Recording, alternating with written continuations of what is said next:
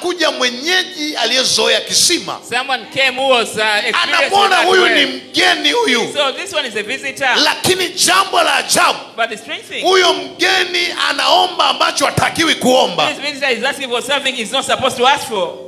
Naulia tena. I repeat again. Hawajanipata. You did not get me. Huyo mgeni This visitor ambaye hastahili who does not deserve kupata hayo maji to get that water kwa sababu ya mgandamizo because of the oppression wa kikabila au kitaifa, of tribe or the ndio nation, anaomba maji. he's asking for water.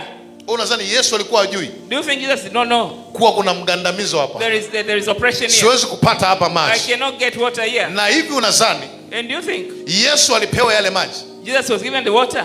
Kwa nini Yesu alitaka maji? Why did Jesus want water? Na kwa nini Yesu akulazimisha apewe Why maji? did he force for him Kwa to be sababu given Yesu water? aliongea na mwanamke huyu Because Jesus spoke to the woman mpaka mwanamke akaelewa. until the woman understood. Kwa nini Yesu akunywa maji? Why did Jesus drink the water? Issue ni kuwa Yesu hakuwa na mpango na maji.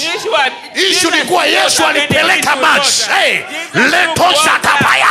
Jesus took water. He had no Yani issue with the water. amebeba maji ambayo He hayaonekani. carried the water which cannot be seen. Amebeba upako ambao Carrying haonekani. anointing which cannot be seen. Amefika kwenye eneo ambalo linamkataa, He reached to a place which was refusing him. lakini ana upako kwa ajili ya hilo But he eneo. had the anointing for the terrier. Ana maji kwa ajili ya hilo He eneo. had water for the terrier. Anamwambia mama, sio wewe wa kunisaidia, It's not you to help me. ni mimi nimekuja The kukusaidia, one was come to help you. lakini kanuni But the ninayoitumia principle I use wewe uwe kama unanisaidia. is for you. It's like you be the Ndio one maana be kuna helping wakati me. mwingine That's what the other time. tunapomtolea Mungu When you are giving to tunaona God, kama We say tunamsaidia, this if we are helping kumbe him. ni When kanuni, is the principle? yeye ndo It is anatusaidia. he who Eh. helps us. Yes.